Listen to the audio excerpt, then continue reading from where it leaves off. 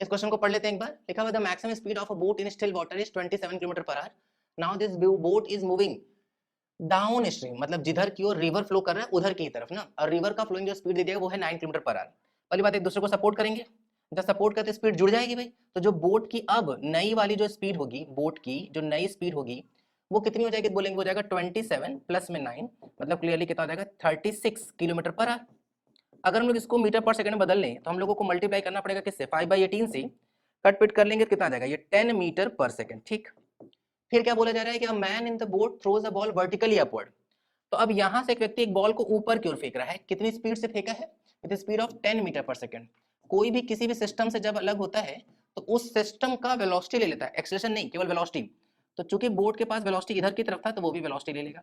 जैसे कई बार बच्चा यहाँ मिस्टेक करता है कि वो अपोजिट में दे देता है। अपोजिट में तब देते हैं जब रिलेटिव का कॉन्सेप्ट लगाते हैं।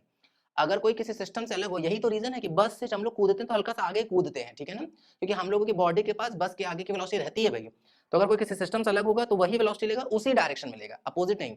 हाँ, अगर कोई ऑब्जर्वर कहीं और दौड़ बढ़ रहा होता, वो देख रहा होता इसको, तो वो अपनी वेलोसिटी इसको पलट के दे देता। दो अलग अलग बातें ध्यान रखेंगे ना। क्या बोला गया क्वेश्चन में कि range of the ball as observed by observer at rest. ठीक है, साफ साफ दिख रहा है कि ये जो पार्ट बॉल होगा वो कुछ ऐसे जाएगा क्योंकि इसके पास इधर भी वेलोसिटी है। रेंज की अगर हम लोग बात करें तो रेंज क्या होता है, रेंज होता है horizontal velocity into time of light. और टाइम ऑफ लाइट क्या होता है, टाइम ऑफ लाइट होता है 2u/y अपॉन में g, है ना, इस तरह की बातचीत है। तो अगर हम लोग u/y की बात करते हो कितना है, वो है 2 इंटू में 10 डिवाइडेड बाई g की जगह पे कितना आ जाएगा 10। कट पिट कर देंगे तो टाइम ऑफ लाइट कितना आ जाएगा 2 सेकंड। हॉरिजॉन्टल वेलोसिटी कितना है 10, तो 10 इंटू 2 कर लेंगे, क्लियरली जो रेंज आएगा वो कितना आ जाएगा 20 मीटर आ जाएगा। 20 मीटर आएगा, लेकिन इनको क्या चाहिए, सेंटीमीटर चाहिए। तो हम लोग सेंटीमीटर बदलेंगे तो 1 metre equals to 100 centimetre.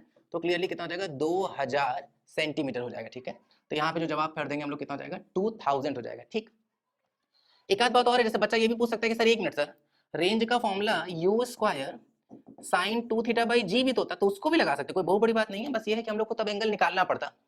Initial projection angle निकालेंगे तो 10 इधर 10 इधर, तो ये वाला एंगल अगर हम tan थीटा मानेंगे तो tan theta is equals to 10/10 करेंगे, क्लियरली थीटा जो आ जाएगा वो कितना आ जाएगा 45 डिग्री आ जाएगा। रखेंगे अगर u का स्क्वायर, प्रोजेक्शन वाली स्पीड रखते हैं यहाँ पे, प्रोजेक्शन स्पीड जो होगा वो क्या हो जाएगा अंडर रूट में 10 का स्क्वायर प्लस 10 का स्क्वायर करना पड़ा होता, और तब वो आता है कितना 10√2। 10√2 का स्क्वायर करेंगे तो 100 इंटू में 2 इंटू साइन 90 की वैल्यू 1 डिवाइड बाई जी की वैल्यू क्या रख लेते हैं हम लोग 10, 0 0 कटता तो भी देखो रेंज कितना आ जाता 20 मीटर आता।